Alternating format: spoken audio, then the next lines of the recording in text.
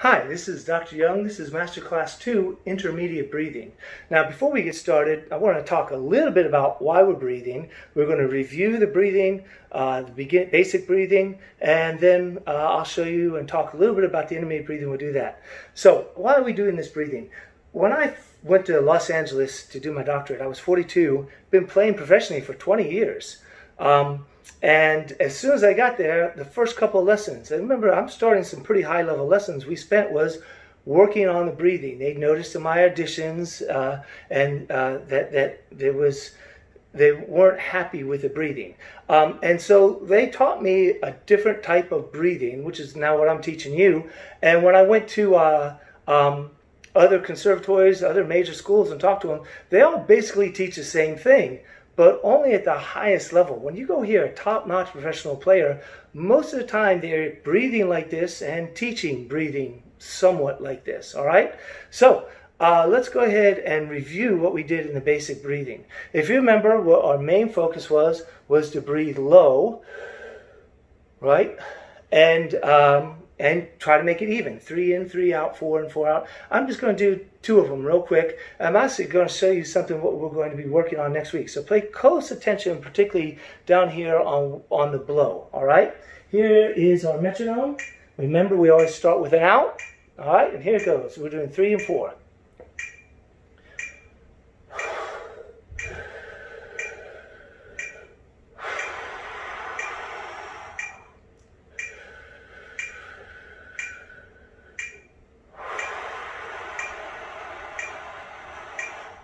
Okay. All right. Just a real simple review. Now, what I want you to notice is the first thing we're going to be talking about today in intermediate breathing. The first time I blew out by pushing everything in like this. All right. That would be like if I had a balloon and in my hand with the nozzle sticking up top, which, you know, our throat and our mouth being the nozzle, and then I squeezed it like that. I squeezed it real tight, right? All right, the air will come out, but you know, you get little spots at the end. Not the most efficient way, and it takes tension, it takes energy to do that. The more energy that we spend, the faster we get tired. So for this, this is a very different way that they taught me out when I was in Los Angeles. More what we want to think about is we fill up the balloon, that just fills up our lungs, and then we take the nozzle, put it in between our fingers, right? And then we have like the floor or a chair that we're sitting on, right? Well, that would be a hard spot. So we put the balloon in between here and there and we push down like this. Now, it doesn't take nearly as much effort because gravity is helping pull down. So I can get a lot more power with a lot less effort. So what we do is we call that maintaining the expansion. So we breathe in and blow out.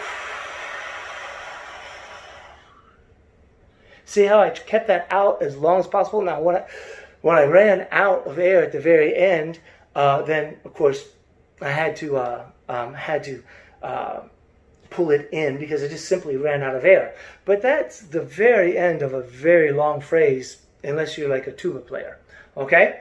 Now, the second thing I want to talk to you about that we're going to add is in between the 3 in and the 3 out, 4 in, 4 out, we're going to add another step. And the name of this step is going to be the hold. But we're not going to hold our breath. There's very little benefit to be had for a musician to holding their breath.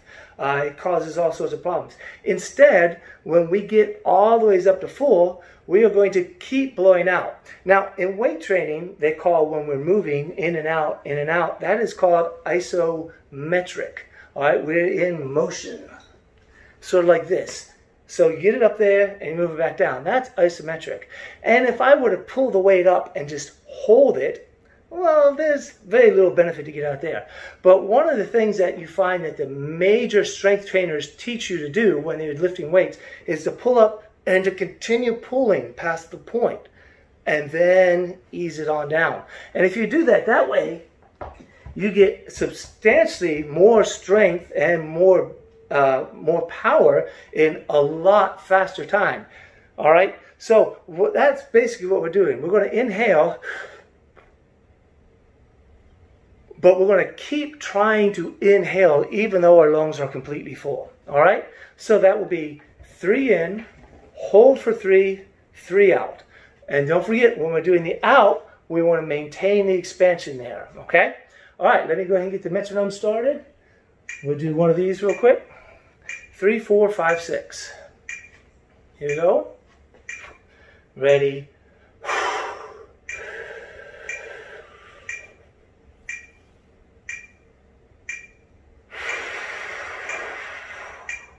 Great, maintain expansion. Here's 4. Ready, go.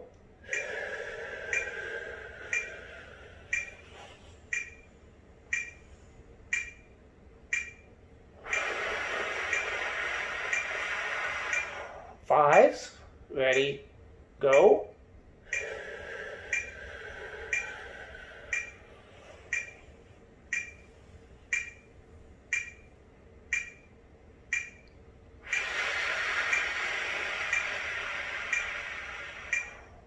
And then finally 6. Remember to maintain that expansion all the way down and try to go all the way to empty. Here we go. Ready, go.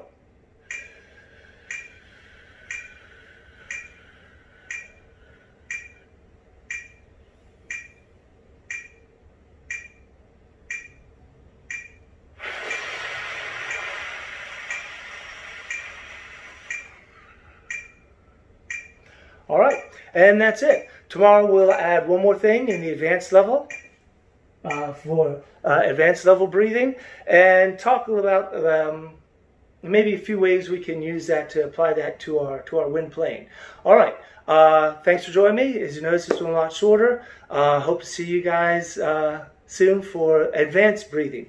Make sure you practice this a couple of times because you want this to be natural. You want this to happen first nature, not second nature. You want this to be the way that you breathe every time you pick the instrument, and you will start to notice a lot easier to play longer, play louder, and play with a much better sound. All right? See you later.